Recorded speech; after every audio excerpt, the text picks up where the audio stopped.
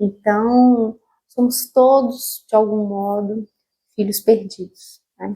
Eu recomendo fortemente a leitura desse livro, acho muito importante, muito impactante nos dias de hoje.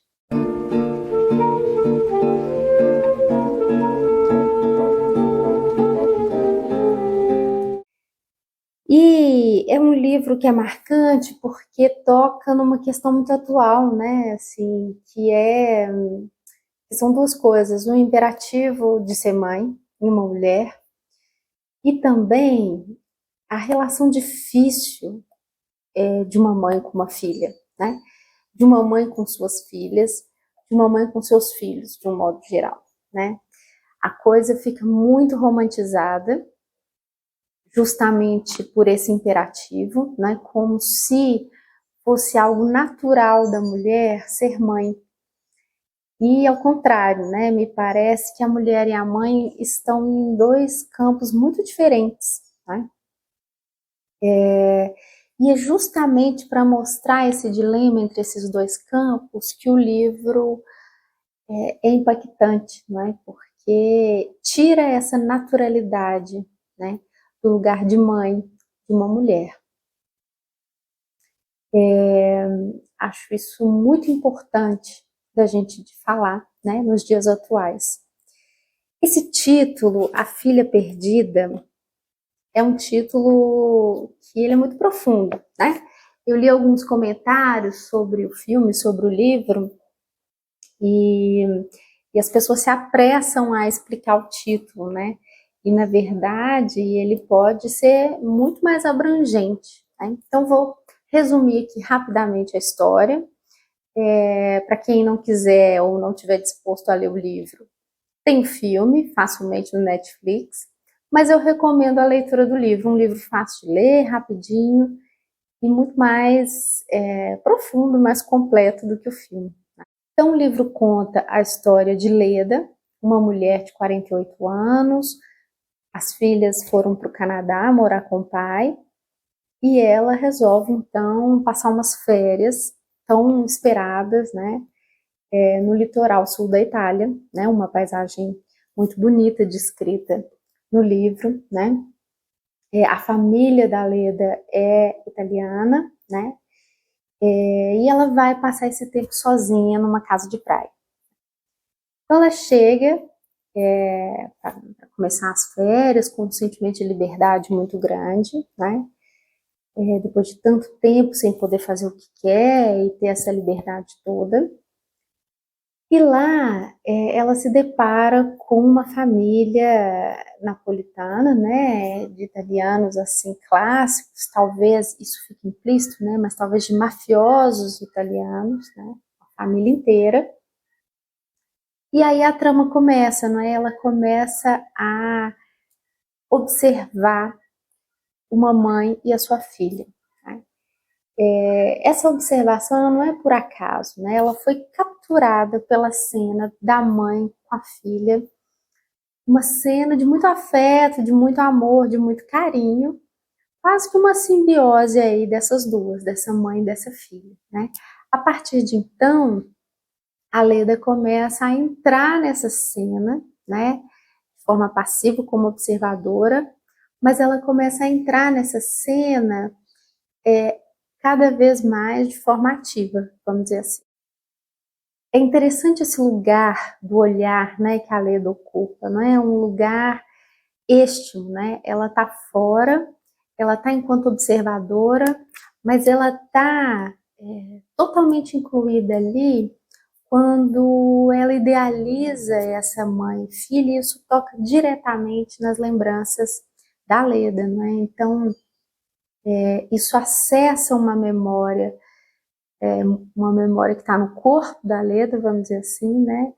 Uma memória que não foi elaborada, né? Se a gente pega o texto Recordar, Repetir, Elaborar, do Freud, a gente percebe que ela está fixada nesse par mãe e filha, né?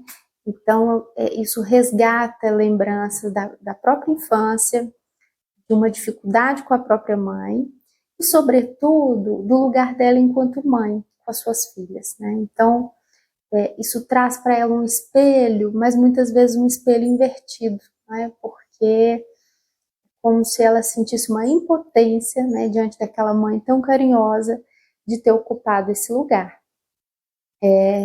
Então, desse modo, essa observação que ela faz da cena, né, provoca um fascínio e uma repulsa, né?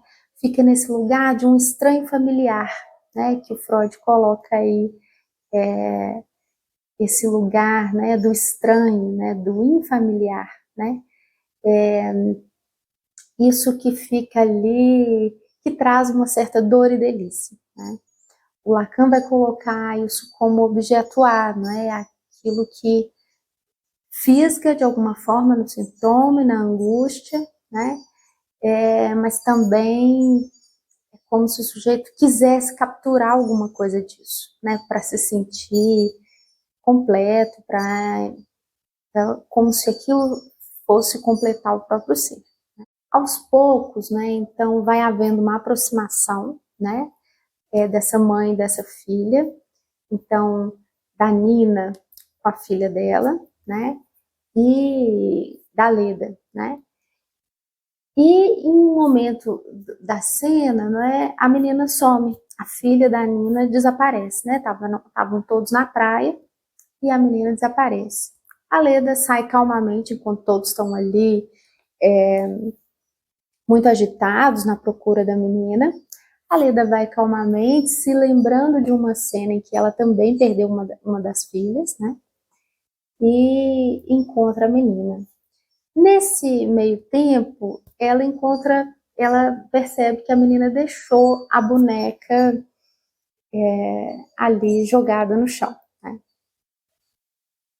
Então que a Leda captura, né? E aí eu vou usar esse termo porque ela toma essa boneca para si, né? Num ato completamente impensado, né? Entrega a filha que tinha desaparecido, né? A filha perdida, entrega para Nina, mas leva a boneca, né? Assim, então daí, né? Assim, essa brincadeira com o título, né? A filha perdida, porque sim, pode ser a boneca, né? Que seria a filha da menina, mas tem várias filhas perdidas aí, a começar por Leda, né? Ela se sente uma filha perdida, ela se sente uma mãe perdida, ela sente que as filhas se perderam porque se mudaram, foram morar com o pai, né? Tudo ali está perdido de alguma forma, né? Nessa configuração mãe-filha. E isso é muito interessante, eu acho que é esse que é o ponto que é tão marcante do livro, né? Porque existe mesmo nessa relação mãe-filha um ponto de perdido. E isso não é para ser tomado como um pessimismo, uma coisa ruim, né? É isso que permite que cada filha, que cada filho tome o seu caminho, né? É justamente porque tem esse ponto de perdido que cada um vai se enveredar, encontrar qual que é o seu próprio ponto perdido e ponto encontrado, né? Que não está na mãe mesmo. De todo modo, esse roubar, né, essa boneca, né, esse roubar essa filha, vamos dizer assim, ele começa a fazer todo um suspense na história, né? Porque a menina começa a ficar doente, ela começa a ficar muito chatinha e chorar muito. Isso faz com que a Nina comece a se cansar muito do lugar de mãe, né? Porque aquilo começa a ficar insuportável. E é justamente esse lugar que a Leda resgata, não é? Um lugar de uma mãe que não quer ocupar esse lugar, que acha que é demais, que um excesso de responsabilidade que a privava de fazer outras coisas, né? Enquanto mulher, enquanto profissional, ela queria trabalhar, ela queria estudar, ela queria outras coisas, mas ela tinha que ficar ali às voltas com esse lugar maternal, né? E também tem um certo ponto de um certo sexismo, né, de um machismo colocado em que é natural que o homem faça isso, mas não é natural que uma mulher faça, né?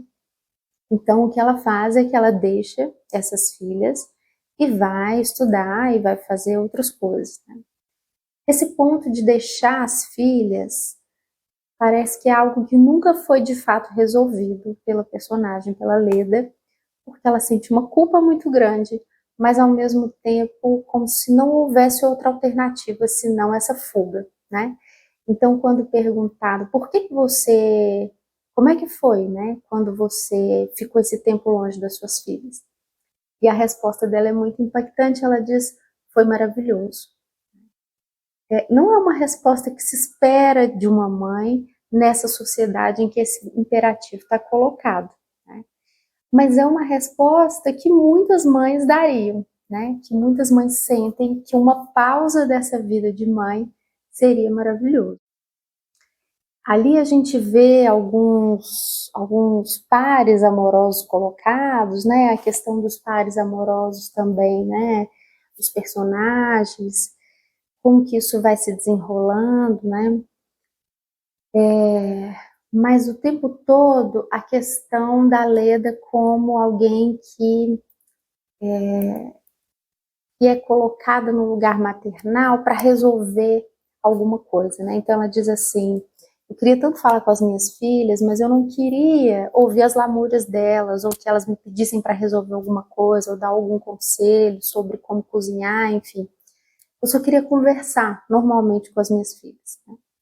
É curioso, né, isso que ela diz, porque normalmente é também uma reclamação das filhas, né, dos filhos, de que queriam conseguir conversar com as mães sem tantas lamúrias, sem tantos pedidos, sem tantas demandas, né, de forma que essa ambivalência ela fica colocada, né, de um amor muito forte, mas ao mesmo tempo de alguma rachadura que é colocada em que a relação ali ela fica atravessada, né, tem um amor, mas tem também uma raiva por ser os filhos, a filha no caso, as duas filhas, uma privação, né, um impeditivo para que ela vivesse a vida dela, né.